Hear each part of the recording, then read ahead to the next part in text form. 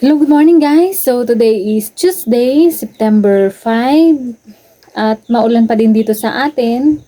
Hindi ko alam kung ano pa ito ng bagyo pero parang ito na yung habagat. So hindi hindi tayo nakapag-upload ng mga video sa nakaraang araw at kung makapag-upload man is pumupunta tayo sa bayan doon kinabiyanan at doon tayo nag-a-upload, then nilalagyan na lang natin ng mga dates kung kailan siya ma-upload o kaya mag-public para may mapanood pa din tayo. So ayun, malamang ito is doon na ulit natin i-upload sa susunod na mga araw kasi dito sa atin is hindi talaga tayo makapag-upload kaya hindi tayo nakakapag ano bang tawag doon? Yung hindi tayo updated sa ating mga videos na na-upload. So isa sa mga discard ko pag bumibili ako is kung ano yung mas mura doon sa kay wholesaler is doon tayo mamili. So, ayun na nga yung gagawin natin. Dahil mas mura yung dilata kay isang wholesaler, doon tayo pupunta ngayon. Kahit na naulan is tuloy pa rin ang buhay. Kailangan nating magbenta, kailangan nating bumili ng mga paninda. Tiyaga-tiyaga lang. Wala pong deliver kasi malakas yung tubig sa baba. At saka is yung wholesaler na pupuntahan ko ngayon is yun yung mga nagdi-deliver po dito sa akin. Kasi yung isang wholesaler is hindi na siya pumupunta dito sa akin. Sa baba lang siya kasi ewan ko kung bakit. Basta ganun. Hayaan na lang natin siya kung saan siya masaya. Basta tayo is kung saan din tayo masaya na kung saan tayo gusto mamili is doon tayo. Huwag na nating anuhin na tanungin kung bakit ayaw sa atin. Char. Joke lang. Charot. Kayo naman. Chasera. Char. So, ayun. Pupunta na tayo kahit na ulan. Ayun. Parang lumalakas yung ulan talaga. So, ayun na talaga. Dahil naubusan tayo is mamili pa rin tayo ng mamili. Para naman may bilhin na si Tomer pag bumalik. Meron pa naman pero konti na lang. At yun.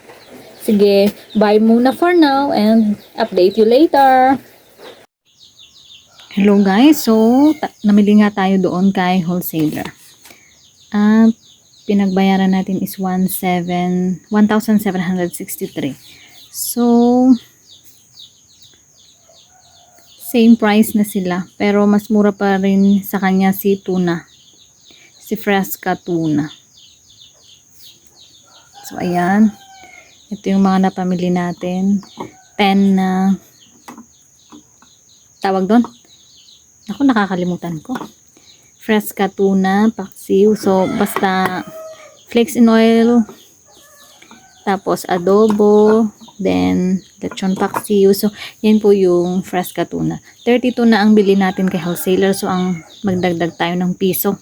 Kasi 4 pesos po ang ano ko dito. Kasi mabibigat sila. Mabibigat. Kaya ang layo nung kinukuha na nating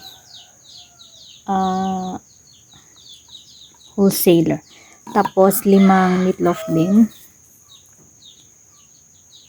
Ang bentahan po natin ito is 29. Same price po tayo sa baba.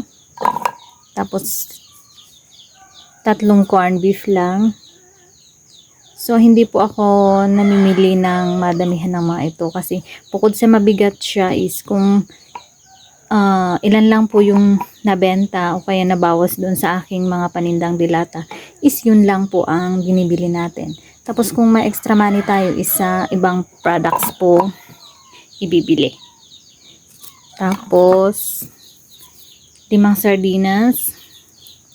So, dito tayo nagdagdag ng, may 2 pa akong stocks dyan, pero 5 yung binili natin. Kasi, yung pula is 3 na lang. So, si green po ang ipinalit natin doon sa pula. Kasi, hindi masyadong mabenta ang pula dito. Yung, etong green lang. Kasi may mga bata. Maanghang kasi yung pula. So, yung green ang binili natin. Tapos, Mountain Dew. 200 po ito, pero pag dumating ata dito sa akin is 210. may may delivery fee. So, ang nakita kong bentahan ni wholesaler dun is 22 per piece.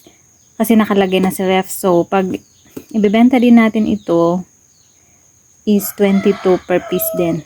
22 isa. Kasi ilalagay na natin sa ref. So, ayun. Tapos yung asukal is kasi nga bumaba pero 77 pa rin kay wholesaler.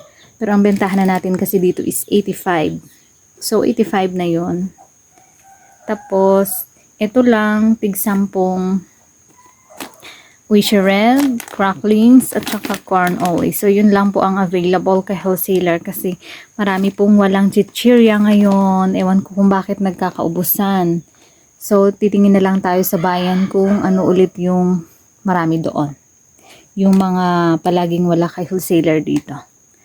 So, yun lang po ang ating konting diskarte at saka tips sa atin mga sari-sari store owner.